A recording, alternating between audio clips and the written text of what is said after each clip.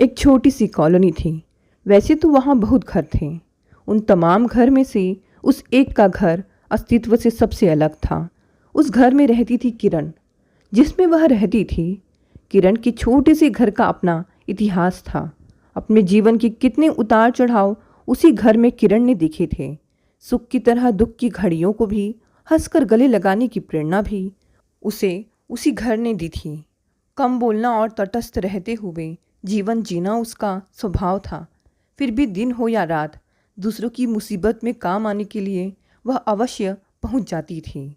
लोगों को आश्चर्य था कि अपने को विधवा बताने वाली उस शांति मूर्ति किरण ने स्वयं के लिए कभी किसी से कोई हेल्प नहीं चाहिए थी। अपने इकलौते बेटे के साथ उस घर की छोटी सी दुनिया में खोए रहकर किरण अपने संबंधों द्वारा अपने नाम को भी सार्थक करती रहती थी। किरण के बेटे का नाम था आलोक। किरण जो बुझने वाली ही थी कि उसके जन्मजात आलोक ने उसे नई जगमगाहट के साथ जलते रहने की प्रेरणा देकर बुझने से बचा लिया था। तब से वह किरण अपने आलोक के साथ आलोकित थी। जीवन के एकाकीपन की भयावहता को वह अपने साहस और अपनी व्यस्तता के क्षणों में डूब चुकी थी। प्यार, कर्तव्य और ममता के आंचल तले अपने बेटे के जीवन की रिक्तताओं को पूर्णता में बदलते रहना ही उसका एकमात्र उद्देश्य था। उस दिन किरण के बेटे आलोक की 11वीं वर्षगांठ थी। पिछली सारी रात उसकी बंद आंखों में गुजरे 11 वर्षों का पूरा जीवन चित्रपट की तरह आता जाता रहा था। उन आवाज़ों, तानों, व्यंगों और विषम झंझावतों के क्षण मन में कोलाहल भरते रहे थे, जिनके पुल वह पार कर चुकी थी। उस जैसी युवतियों को समाज जो कुछ युगों से देता आया था, वह उसने भी पाया था। अंतर केवल इतना था कि उसने समाज से पाया हुआ कोई उपहार स्वीकार नहीं किया था। वह चलती रही थी अपने ही बनाए हुए रास्ते पर। उसके मन में समाज की परंपरागत घिनौनी तस्वीर न थी। उसे तलाश थी उस साफ सुथरे समाज की, जिसका आधार प्रतिशोध नहीं, मानवीय हो, उदार हो, न्यायप्रिय और स्वार्थ रहित हो। अपनी जिंदगी याद करते करते अनायास किरण का मन कहीं पीछे क्यों लौट चला था, वह स्वयं नहीं जान पाई थी। मन जहाँ जाकर ठहरा, वहाँ सबसे पहला चित्र उसकी अपनी माँ का उभरा था। उस बच्चे की वर्षगांठ मनाने की परंपरा और संस्कार उसी माँ ने दिए थे। वह स्वयं उसका और उसके भाई का जन्मदिन एक त्यौहार की तरह मनाती थी। याद करते करते मन में कुछ ऐसी भी कसक उठी जो आंखों के द्वारा से आंसू बनकर बहने के लिए आतुर हो उठी। किरण ने आंखें पूंछ डाली, लेकिन यादों का सिलसिला चलता रहा। काश कहीं माँ मिल जाती, केवल उस दिन के लिए ही मिल जाती। माँ आलोक को भी उसी तरह आशीष देती जिसे उसे दिया करती थी। उसे विश्वास था कि बड़े बूढ़ों के आशीर्वाद में कोई अदृश्य शक्ति होती है। भले ही उसकी माँ के आशीर्वाद उसके अपने जीवन में फलदायक ना हो सके हो, परंतु वह जो कुछ भी थी, उसमें माँ के आशीर्वाद के प्रभाव का अंश, बचपन से माँ से मिले संस्कारों का असर अवश्य रहा होगा। मन रुक ना सका। सुबह होते होते किरण कागज कलम लेकर बैठ गई। भावनाओं के मोती शब्दों के रूप में कागज पर बिखरने लगे थे।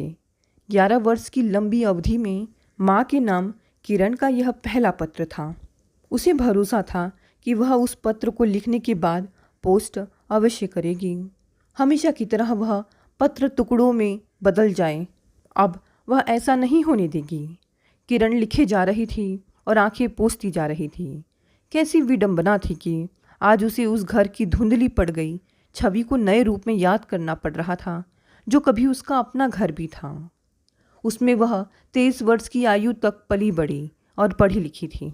उसकी बनाई हुई पेंटिंग से उस घर की बैठक की दीवारों की शोभा बढ़ी थी। उस घर के आंगन में उसके नन्हे नन्हे हाथों ने एक नन्हा सा आम का पौधा लगाया था। किरण कल्पना में अपना अतीत स्पष्ट देख रही थी। पत्र को अधूरा छोड़कर होठों के बीच कलम दबाए हुए आंसू भरी आंखों से सोच रही थी।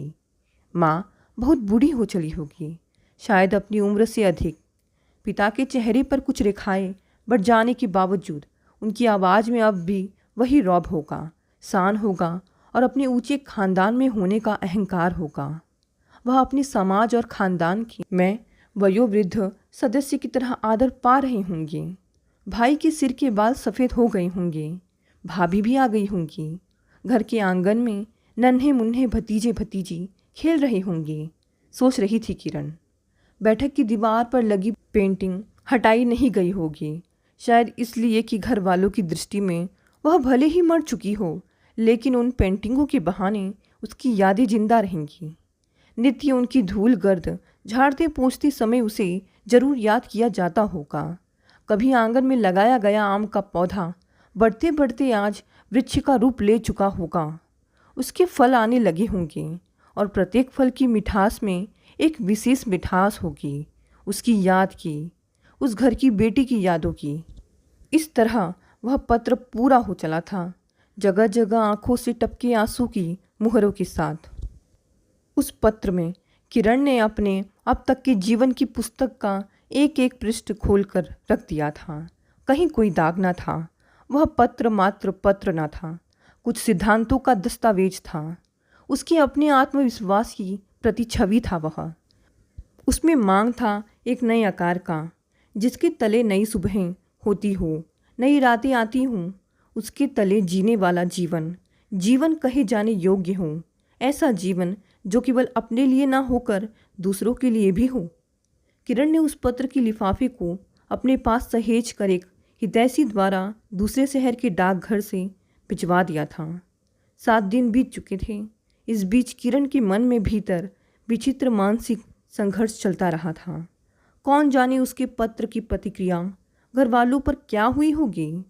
पत्र अब तक तो पहुंच जा चुका होगा। 40 किलोमीटर दूर स्थित दूसरे शहर के डाकघर से पत्र भेजने का अभिप्राय केवल इतना ही था कि वह पत्र का उत्तर आए बिना अपनी असली पता नहीं देना चाहती थी। जवाब के लिए भी उसने दूसरे शहर के रहने वाले एक ऐसे सज्जन अमरनाथ का पता दिया था जो उसे असली पते पर पत्र भेज देते। किरण एक एक दिन उंगलियों पर गिनती रही थी। अब तक तो उत्तर आ जाना चाहिए था। क्यों नहीं आया था? उसके पत्र ने घर की शांति तो नहीं भंग कर दी थी? नहीं नहीं, ऐसा नहीं हो सकता। निश्चय ही उसके हाथ की लिखावट देखते ही उसकी माँ ने पत्र को चूम लिया होगा। फिर खूब रोई होंगी, पिता को भला बुरा सुनाया होगा, खुशामद की होगी कि जाकर बेटी को लिवा लाए। पिता ने कहा होगा कि बेटी ने सौगंध दी है कि उसे केवल पत्रों उत्तर चाहिए, उत्तर के स्थान पर कोई उसे लिवाने ना आए। यह आना या ना आना उसका अपना निर्णय होगा। फिर भी पिता के मन में छटपटाहट जागी होगी कि चलकर देखे अपनी बेटी को। अनायास पिता का भूला बिसरा वास्तविक रूप उसे याद आ गया था। नहीं नहीं, पिता मुझ तक आए यह उनकी शान के विरुद्ध होगा। पत्र पढ़कर जब माँ रोई होंगी तब पिता की दबंग आवाज़ ने माँ को डांट दिया होगा, परंतु वह खुद भी भावुक होने से न बच पाए होंगे। माँ के सो जाने के बाद उन्होंने भी लुक छिप कर एक बार फिर उसके पत्र को ढूंढकर पढ़ने की कोशिश की होगी। आंखें भर आई होंगी तो इधर उधर ताका होगा, कहीं कोई उन्हें रोते हुए देख तो नहीं रहा। माँ ने पिता की इस कमजोरी को पहचान कर पहले ही वह पत्र ऐसी जगह रखा होगा जहाँ वह चोरी छिपे ढूंढकर पढ़ सके, क्योंकि सबके सामने उस पत्र को बार बार पढ़ना उनकी मान प्रतिष्ठा के विरुद्ध होगा और इस बात का प्रमाण होता है कि वह हार रहे हैं। किरण अनमनी सी नित्य बच्चों को पढ़ाने स्कूल जाती थी। घर लौटकर देखती थी कि कहीं पत्र तो नहीं आया। धीरे धीरे 10 दिन बीत गए थे और आशा पर निराशा की छाया छाने लगी थी। एक दिन रास्ते में वह हितैषी अमरनाथ अचानक मिल गए थे। उनके हाथ में एक लिफाफा था। उस पर लिखी अपने पिता की लिखावट पहचानने में उसे एक पल भी न लगा था। बेटी, डाक से यहाँ तक पहुँचने में देर लगती, इसलिए मैं खुद ही पत्र लेकर चला आया। खुश है ना? अमरनाथ ने पत्र उसे थमाते हुए कहा। स्वीकृति में सिर झुका दिया था किरण ने। होठों से निकल गया था, कोई मेरे बारे में पूछने घर से आया तो नहीं था? नहीं, अभी तक तो कोई नहीं आया और आएगा भी तो। तेरी बात मुझे याद है, घर के सब लोगों को भी बता दिया है। विश्वास रखना मुझ पर। धन्यवाद दादा। अमरनाथ ने किरण के सिर पर हाथ फेरा। बहुत सालों बाद उस पर्स में उसने अपने माता पिता के हाथों के स्पर्श जैसी आत्मीयता मिली। पत्र पाने की खुशी में यह भी भूल गई कि वह स्कूल की ओर जा रही थी। तुरंत घर की ओर लौट पड़ी। लिफाफा जो का तो बंद था। माँ के हाथों की लिखावट होती तो अब तक पत्र खुल चुका होता, परंतु पिता के हाथ की लिखावट ने किरण के मन में कुछ और प्रश्न उठा दिए थे, क्योंकि अब तक वह पिता के प्रति अपनी भावनाओं पर नियंत्रण नहीं ला सकी थी। उसकी दृष्टि में उसके दुखों के लिए वह खुद तो जिम्मेदार तो थी ही, परंतु उसके पिता भी कम जिम्मेदार ना थे। तो क्या उन्हीं कठोर पिता का हृदय पिघल गया होगा? मन थरथरा उठा। कहीं पिता ने अपने कटु शब्दों को तो फिर से नहीं दोहरा दिया था? कांपते हाथों से किरण ने लिफाफा फाड़ा, पत्र निकाला और पढ़ने लगी। एक एक शब्द के साथ मन की पीड़ा पिघल कर आंखों के रास्ते बहने लगी। वह भीगती रही उस ममता और प्यार की बरसात में जिसे वह कभी का खो चुकी थी। किरण अगले दिन की प्रतीक्षा नहीं कर सकी थी और उसी समय उठकर स्कूल के लिए चल दी थी। छुट्टी का आवेदन देने के साथ साथ डाकघर में जाकर तार भी दे आई थी। वह रात भी वैसी ही अंधियारी रात थी जैसी रात में किरण ने 11 वर्ष पूर्व पहले की यात्रा की थी। माँ बाप और समाज के शब्दों में अपने गर्भ में वह किसी का पाप लिए हुई थी और अनजानी मंजिल की ओर चली जा रही थी, एक तिरस्कृता के रूप में। और उसी पाप के प्रतिफल के रूप में जन्मे पुत्र के साथ वह वापस जा रही थी। उस रात जीवन एक अंधेरा बनकर उसे डस रहा था। इस रात वही जीवन सूरज बनकर उसके लिए नई सुबह लाने वाला था। उस रात किरण अपने घर से ठुकरा दी गई थी। इस रात उसका अपने उसी घर में स्वागत होने वाला था। यह बात और थी कि उसका स्वागत के लिए पहल स्वयं उसी ने ही की थी, क्योंकि उसने अपना अता पता किसी को नहीं दिया था। अपने साहसी व्यक्तित्व के इस पहलू को वह केवल परिवारजनों के ही नहीं, पूरे समाज के सामने लाना चाहती थी। यानी इस तरह घर से ठुकराई गई बेटियां मरती नहीं, बल्कि जिंदा रहती हैं पूरे आत्मसम्मान और उज्जवल चरित्र के साथ। ठुकराए जाने के बाद अपने पिता का घर छोड़ते समय के क्षण किरण को याद आ गए। मन में गहन पीड़ा और भय का समुद्र उफन रहा था। फिर भी उसने निश्चय किया था कि वह मरेगी नहीं, वह जिएगी। वह अपने गर्भ में पल रहे भ्रूण को भी नष्ट नहीं करेगी, उसे जन्म देगी और पाल पोस कर बड़ा करेगी। वह समाज के सामने खुद को लज्जित अनुभव करके अपने बच्चे को हीन भावना का शिकार नहीं होने देगी। वह समाज के तुच्छ पुरुष के चरित्रों के सामने इस बात का प्रमाण उपस्थित करेगी कि पुरुषों द्वारा छली गई युवतियों को भी उसी तरह का अधिकार है जिस तरह कुंवारियों या विवाहिताओं को। वह यह भी नहीं जानना चाहेगी कि उसका प्रेमी जीवित है या मर गया। वह स्वयं को विधवा मान चुकी थी, केवल विधवा। किसी की विधवा इसे उसे कोई मतलब नहीं था। इस मानसिकता ने उसे नींव का काम किया था जिस पर उसके दृढ़ चरित्र का भवन और अपने बच्चे का भविष्य खड़ा था। उसने घर घर नौकरी की, पढ़ाई आगे बढ़ाई, बच्चे को पालती पोसती रही। जिसने उसके शरीर को छूने की कोशिश की उस पर उसने अपने शब्दों के ही ऐसे प्रहार किए कि वह भाग निकला। आत्मविश्वास बढ़ता गया और उसने कुछ भले बुजुर्ग लोगों को अपने आप बीती सुनाकर स्कूल में नौकरी पा ली, एक घर ढूंढ लिया और अब अपने मोहल्ले की इज्जतदार महिलाओं में वह जानी जाती थी। किरण का अब तक का एकाकी जीवन उसके भविष्य की तैयारी थी, उस भविष्य की जिसके सहारे वह समाज के बीच रह सके और यह जता सके कि जिस समाज में उसे छलने वाले जैसे प्रेमी अपना मुंह छुपा कर रह सकते हैं, गलानी का बोझ सहने के बाद भी दुनिया के सामने हंसते हुए देखे जाते हैं, वहाँ उनके द्वारा ठुकराई हुई असफल प्रेमिकाएं भी अपने प्रेम के अनपेक्षित परिणाम पर आंसू न बहाकर उसे ऐसे वरदान का रूप दे सकती हैं जो उन्हें तो स्वावलंबी बना ही देता है, साथ ही पुरुष को भी अपने चरित्र के उस घिनौने पक्ष के प्रति सोचने का मौका देता है। उस एकाकीपन में ऐसे क्षण भी कम नहीं आए थे जब किरण ने किसी पुरुष का साथ अपरिहार्य महसूस होने लगा था। कई बार उसने सोचा भी था कि इस समाज के कीचड़ में कुछ ऐसे कमल भी होंगे जो उसे अपना लेंगे, कुछ ऐसे व्यक्तित्व भी उसे मिलेंगे जिनमें उस जैसी ठुकराई हुई लड़कियों के लिए चाहत होगी। परंतु उसी क्षण हृदय के किसी कोने में पुरुष के प्रति घृणा का अंकुर उसे फिर किसी पुरुष की ओर आकृष्ट होने से रोक देता, तब सचमुच उसे प्रत्येक युवक की सूरत में बस वही सूरत नजर आती जिससे उसे घृणा थी, जिसे वह भूल जाना चाहती थी। उसने धीरे धीरे अपनी इच्छाओं कामनाओं को केवल उसी सीमा तक बांधे रखा था जहाँ तक उसकी अपनी धरती थी, जहाँ तक उसका अपना आकाश था। शारीरिक भूख से अधिक महत्वपूर्ण उसके अपने बच्चे आलोक का भविष्य था, जिसे संवारने के लिए वह अभी तक कई बार मर मर कर जी थी। अपने को उस सीमा तक व्यस्त कर चुकी थी जहाँ उसको कुछ सोचने का अवकाश ही नहीं मिलता था। किरण की कल्पना में अभी तक स्मृतियों का क्रम टूट नहीं पाया था। वह शाम आँखों में तिर गई थी जब उसने माँ को सब कुछ साफ साफ कह दिया था। अपने प्रेम को भूल का नाम देकर रोई थी। क्षमा की भीख मांगकर माँ से याचना की थी कि वह गर्भ नष्ट करने के लिए उसे जाने दे।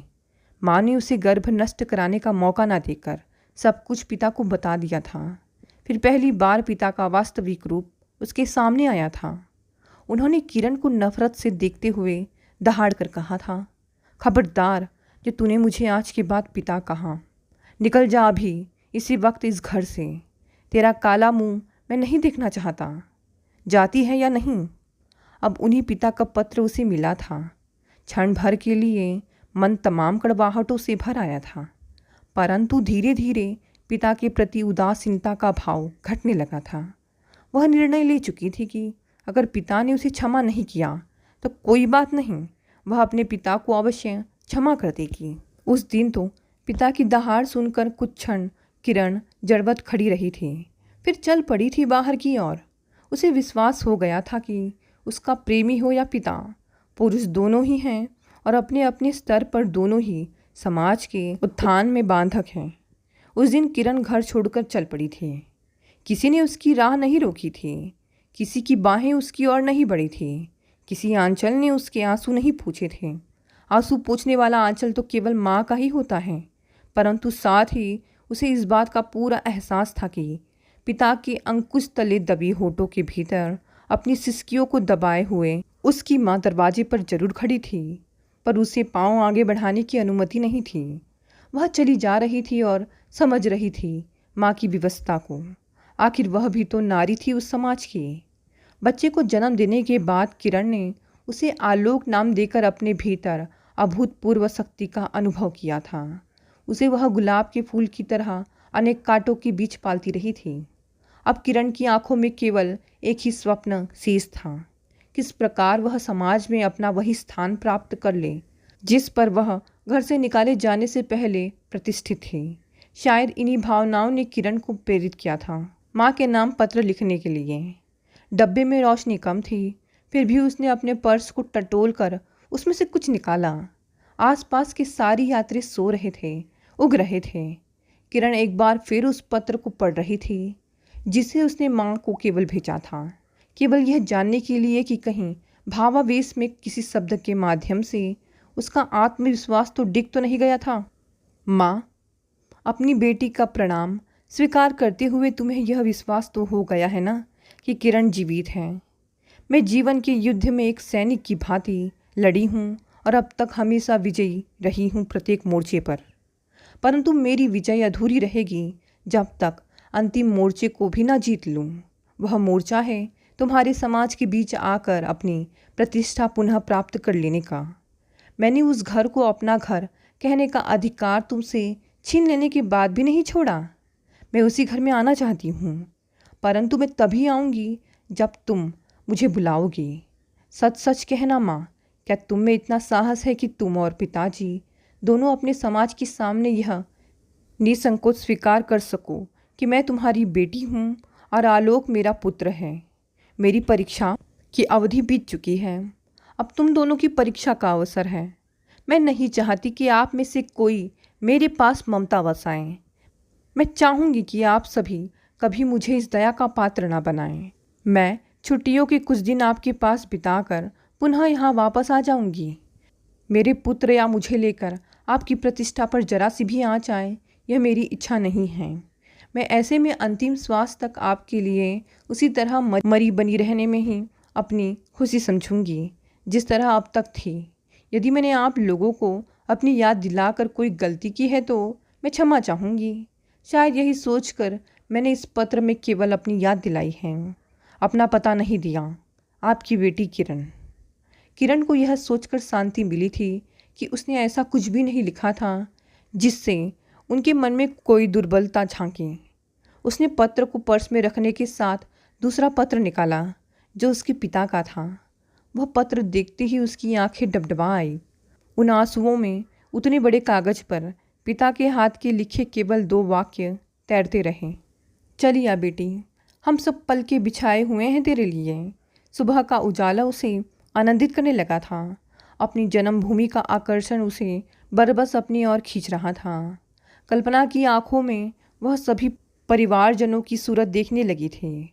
गाड़ी जो जो धीमी होती गई, किरण की हृदय गति त्यों त्यों तीव्र होती गई। आलोक की उंगली थामे हुए वह डब्बे के दरवाजे पर खड़ी हो गई। कल्पना साकार होने लगी। गाड़ी रुकते ही स्टेशन पर कई गिली आंखें उन दोनों पर टिक गईं। कई बाहों ने एक साथ उनका स्वागत किया। कई आंचल आंसुओं से भीगे हुए, कई होठ मुस्कुराते हुए कह उठे, कैसी हो गई है किरण, योगिनी जैसी। किरण ने डबडबाई आंखों से भाई की ओर निहारा जो एक और चुपचाप खड़ा सहज आंखों से बहन को निहार रहा था। किरण ने अपने पर्स से पिछले 11 वर्षों की राखी के धागे निकालकर उसकी कलाई पर बांधते हुए पूछा, भाभी नहीं आई भैया? नहीं बेटी, तेरे बिना तेरे भैया ने शादी नहीं की। अब तू आ गई है तो इसकी भी शादी होगी, माँ बोल उठी थी। स्टेशन से घर की ओर जाते जाते किरण के मन में अपूर्व शांति थी। अपने भाई के प्रति मन स्नेह से भर गया था। उसका संघर्ष सार्थक हुआ था। उसके वियोग का मूल्य भाई ने भी चुकाया था। उसने ऊपर की ओर ताका। मन के भीतर ही नहीं, ऊपर के आकाश को भी विस्तार मिल रहा था। दोस्तों, ये दर्द भरी कहानी यही समाप्त हो गई। कहानी पसंद आई तो इसे लाइक, शेयर और कमेंट करें। साथ ही साथ अगर आप नए हैं तो इस चैनल को भी सब्सक्राइब कर लें। धन्यवाद दोस्तों, मिलते हैं अगली नई कहानी से।